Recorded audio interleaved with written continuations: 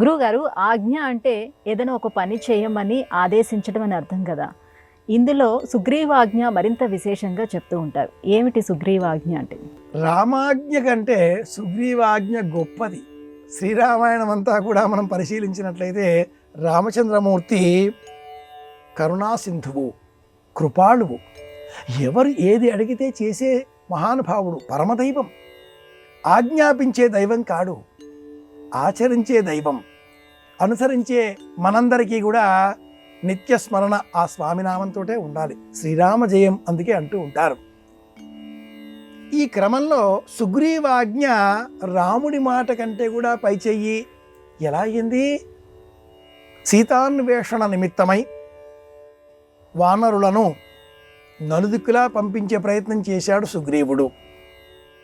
ఆ క్రమంలో 6 నెలల కాలం నిర్ణీత ప్రమాణం, నెల రోజుల కాలం నిర్ణీత ప్రమాణం, ఇలా భిన్న భిన్న పురాణాలలో భిన్న భిన్న ప్రస్తావనలను మనం చూస్తూ ఉంటాం.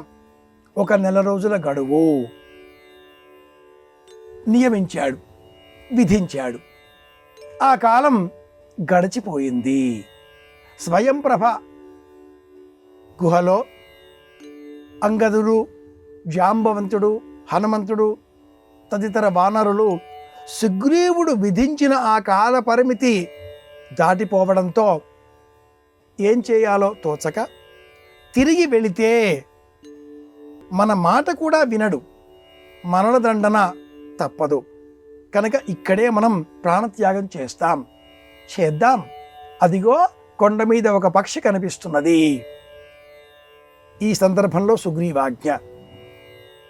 సీతాన్వేషణలో తాను విఫలుడయ్యాను అనుకున్న హనుమ 13వ సర్గలో కించిత్తు మనస్సులో తనకు తానే ఖేదం పొంది దుఃఖపడుతూ నిర్వేదంతో వెళితే సుగ్రీవాజ్ఞ అనే సందర్భాన్ని కూడా మహర్షి వాల్మీకి తెలియజేసి ఉన్నాడు.